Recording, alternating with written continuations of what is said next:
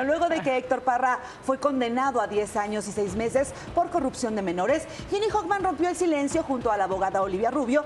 ¿Cómo le confesó a Alexa lo que había sucedido? Vea esto. 10 años y 6 meses de prisión fue la sentencia emitida por el juez que determinó la culpabilidad de Héctor Parra por el delito de corrupción de menores cometido en contra de su hija menor, Alexa Hoffman. ¿Qué es la corrupción de personas menores de edad? En el caso específico de Alexa, refiere a las conductas que llevó a cabo su padre para obligarla o inducirla a cometer actos de exhibicionismo corporal, pero también a los tocamientos que él tuvo respecto del cuerpo de Alexa en zonas, digamos, sexuales, ¿no? Aunque están por cumplirse 2 años de la detención de Héctor Parra, este proceso inició mucho tiempo atrás, según las declaraciones de la madre de la víctima, pues no solo ha sido el trámite legal.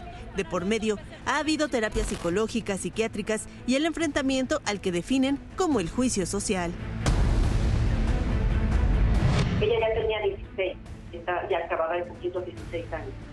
Y es ahí donde me empieza a decir, muy de poquito me empezó a decir, pero obviamente al decirme la palabra pedófilo, porque me dijo, pues a mí no me importa que mi papá haga lo que haga con su vida ni nada, me dijo, pero no se califican pedófilo. Obviamente, pues a los 16 años sabes perfectamente, como a los 16, que es un pedófilo, ¿no? Y sí le dije, ¿de qué estás hablando? O sea, usó la palabra, Jim. Usó la palabra. Usó la palabra pedófilo. Lo usó. Utilizó la palabra pedófilo. Y por supuesto fue un shock. Sí, pregunté, por supuesto le dije, ¿sabes de lo que estás hablando, mamacita? Le dijo, claro que sí, ma. Le dijo, pedófilo es aquellos adultos que abusan de los niños. Y por supuesto, el mundo que te viene encima es como, ¿qué está pasando?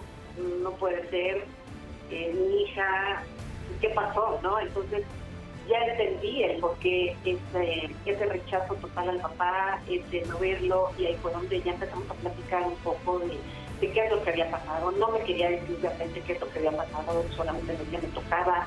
Al ser un caso que se dio a conocer de manera pública a través de una entrevista que Ginny Hoffman ofreció, y al tratarse de 2 figuras públicas, el caso se hizo mediático. Sin embargo, al momento, existe una orden de restricción para algunos comunicadores y periodistas.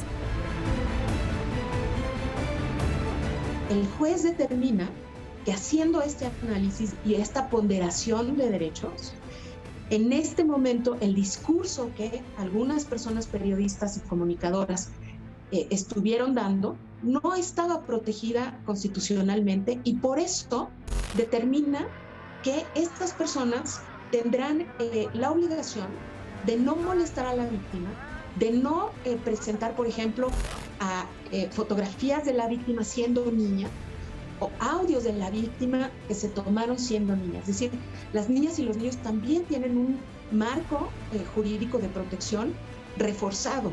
Y al momento que un juez declara culpable, dijimos, ok, lo demostramos, gracias a Dios.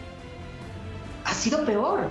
O sea, los ataques han sido peor cuando ya hay una autoridad que dice que el señor sí cometió los hechos. Entonces, es algo de no creerse, es algo de no entenderse.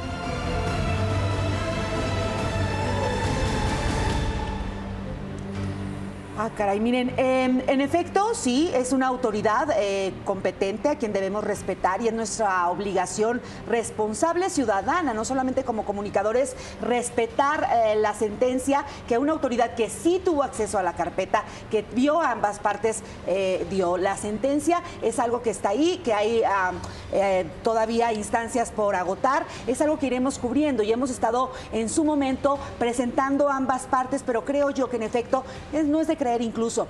Ya no se trata de presentar ambas partes, se trata de dar seguimiento a la parte culminante de un proceso que ha llevado ya casi 2 años. Pero quiero hacer un punto y aparte, y esta es mi opinión muy personal con respecto a la postura de la abogada Olivia Rubio con respecto a mi compañero Gustavo Adolfo Infante. Yo veo que es a partir de una entrevista que presentamos aquí en De Primera Mano en vivo con el abogado Alonso Beceiro, quien en su momento representó a la parte acusadora, que se da esta situación de emitir una orden de restricción en contra del titular del programa De Primera Mano. No sé si el señor Gustavo Adolfo Infante, aquí lo tenemos, pero no va a hablar de esto, en su momento presentó fotografías o vulneró a la persona que tenemos como víctima, ya no es presunta víctima, Alexa. Lo que sí sé es que a partir de esta entrevista, donde es el licenciado Alonso Beceiro quien emite comentarios en contra de la abogada y su postura respecto a lo que él vio en su momento, que se da esta situación, y considero que pues uno tiene la obligación de mostrar, no puede ser responsable de lo que las partes aquí en vivo digan, y lo decimos al final del programa, las personas que emiten su comentario son responsables del mismo. Sin embargo, esta orden de restricción se da en contra de Gustavo Adolfo Infante.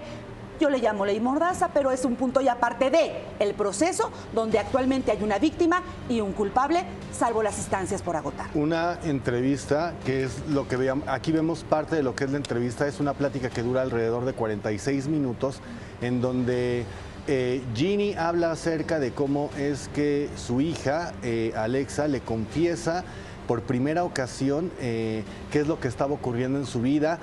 Narra Ginny cómo es que toma la noticia, cómo acude incluso con unos abogados que no eran penalistas, y los abogados la tratan de asesorar. Sin embargo, Alexa no estaba en un momento psicológico importante, que le decían es importante que esté preparada, es un momento muy desgastante, e incluso la maestra Olivia Rubio a lo largo de la entrevista dice que este proceso, por los tiempos jurídicos, puede tardar alrededor de 6 años. Lo que se lleve entre cada uno de los procesos que tiene que seguir, ella explicaba y decía, son aproximadamente 6 años en los que podría llegar a continuar. Es muy apresurado, pero esos son aproximadamente los tiempos que conlleva un caso de esta magnitud. Sí. Y también decía, importante que la opinión pública, como decía Ginny, primero decían, queremos que nos demuestre la ley que es culpable, porque si no, está siendo parte de una venganza. Y después, dice Ginny, cuando ya obtienen el fallo, salió peor, porque hay amenazas, hay mensajes a sus teléfonos privados, esta Alexa tiene que estudiar en casa, o sea, la situación es complicada también.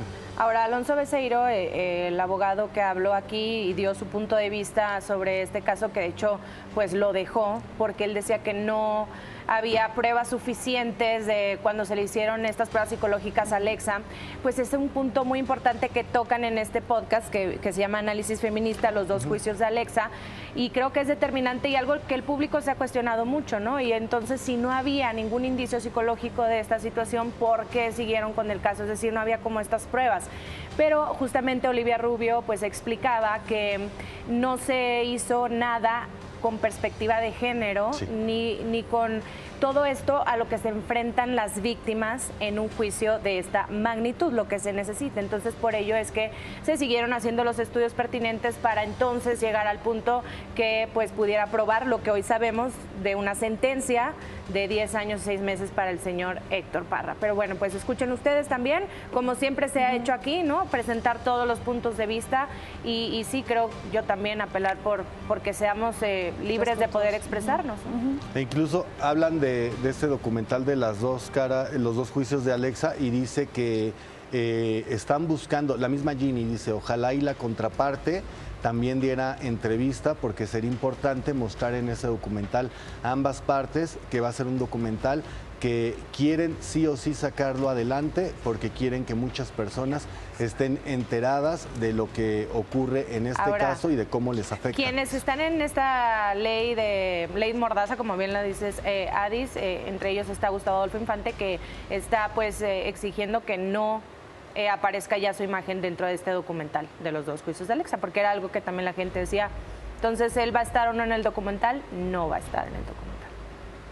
Esa es la petición, ¿no?